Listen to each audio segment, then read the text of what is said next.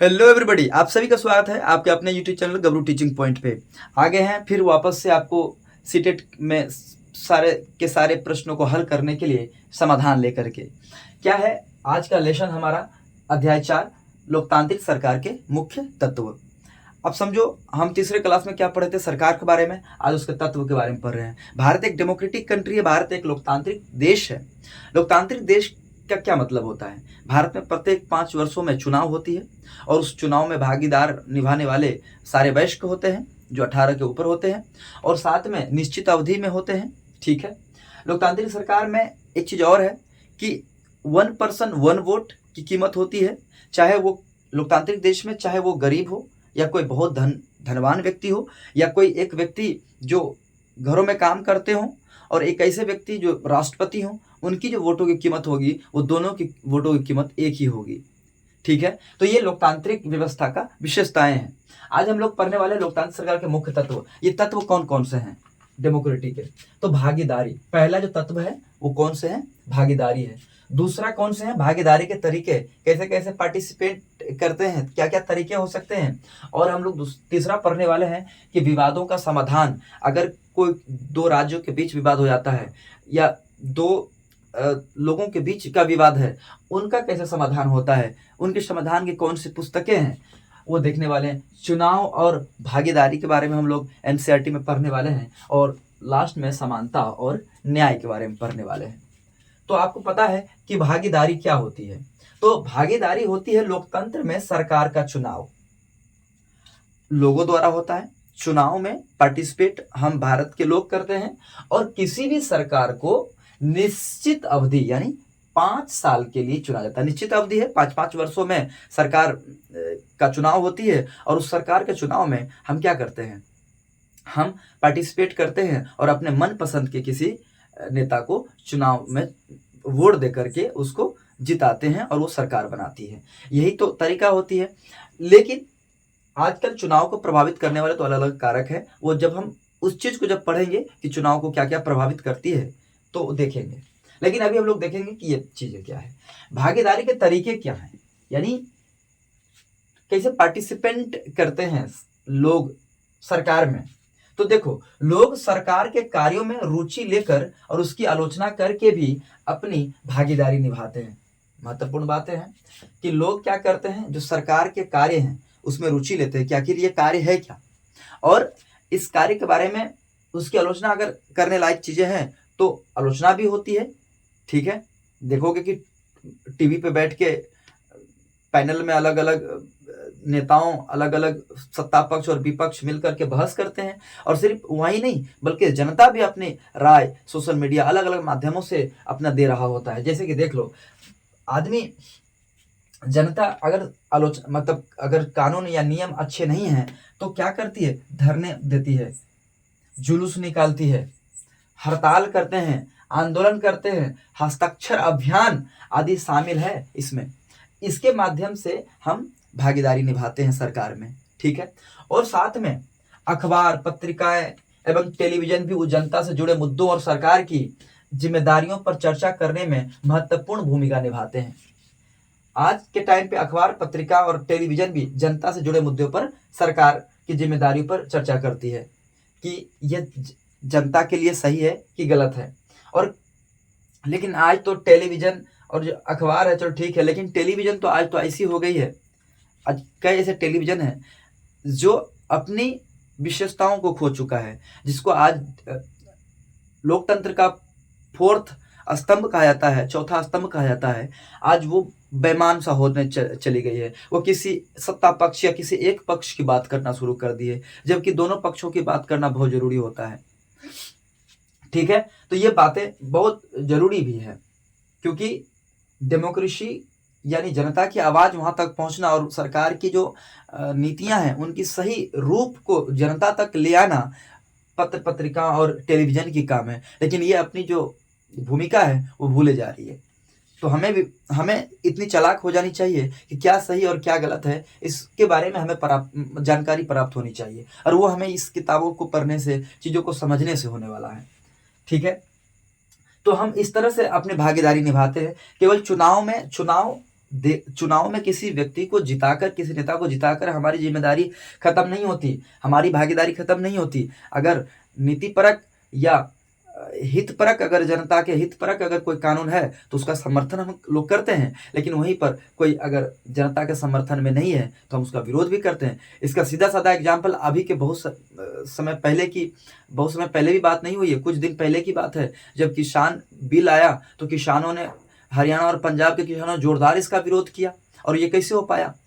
लोकतांत्रिक country, democratic country होने के कारण ही हो पाया। उसमें हम अपनी भागीदारी, ऐसा नहीं कि वोट देके एक बार जिता दिया और हमारी भागीदारी खत्म, अब जनता सरकार जैसे चलाए, जैसे शासन करे, जैसे नियम बनाए हम उसको फॉलो करेंगे, ऐसा नहीं हो सकता है। ठीक है, अब चलते हैं विवादों का समाधान।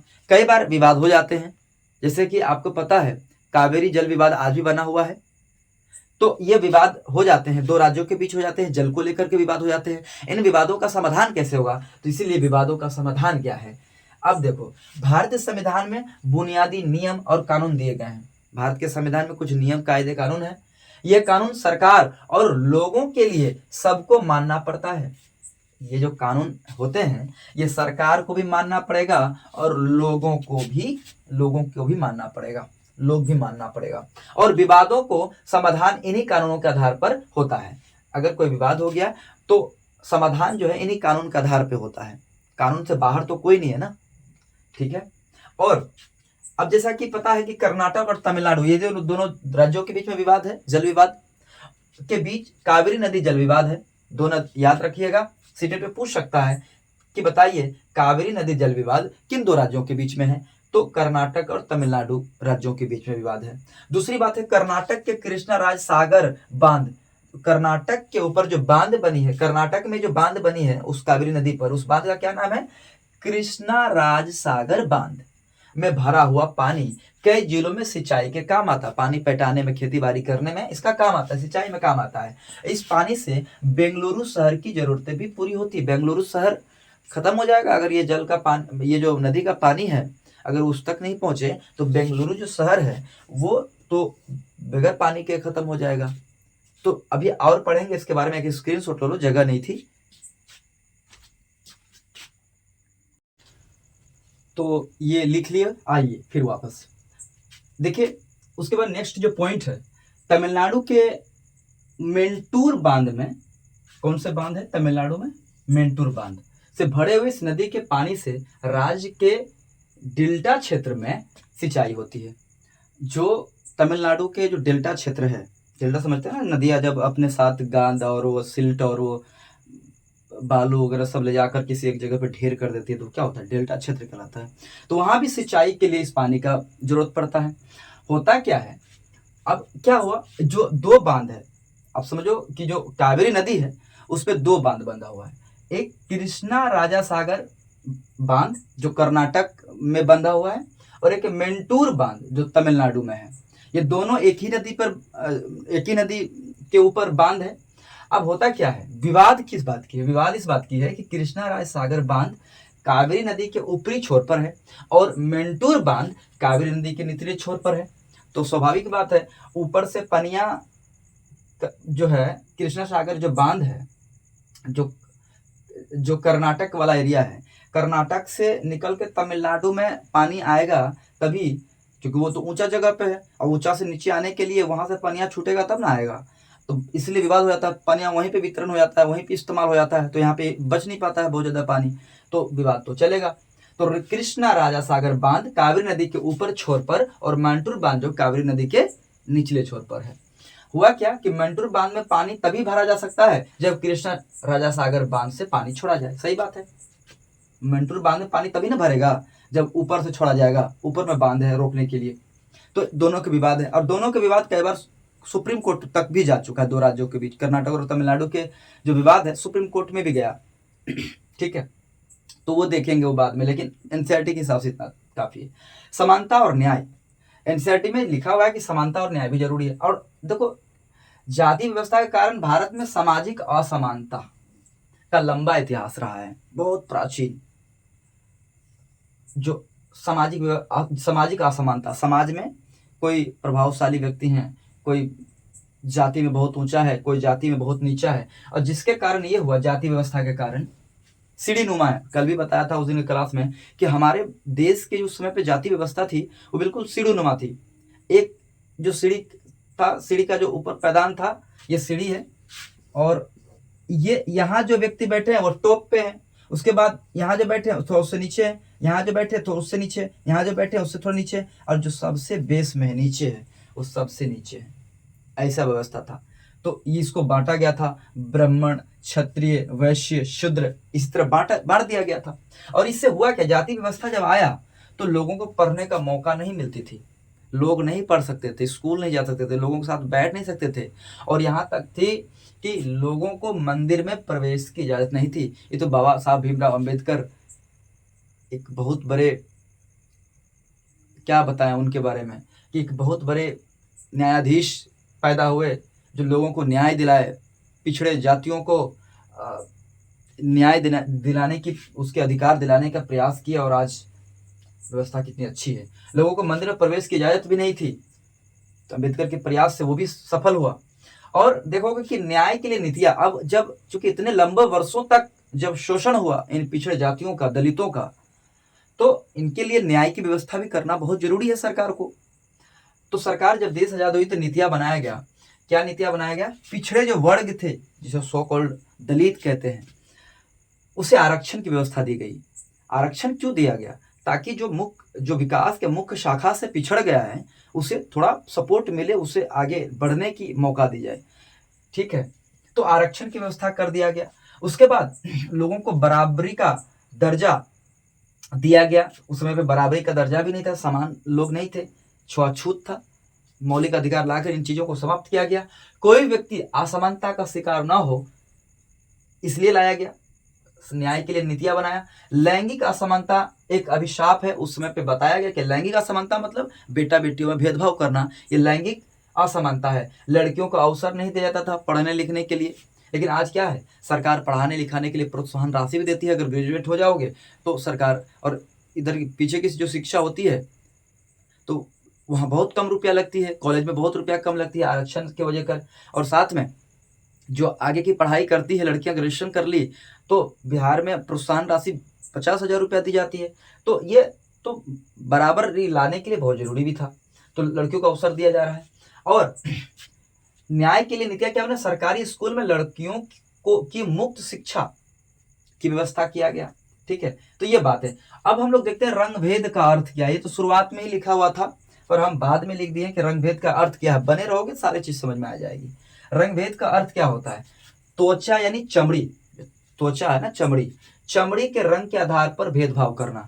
साउथ अफ्रीका का नाम सुने होंगे, दक्षिण अफ्रीका के, वहां पर रंग भेद की नीति थी।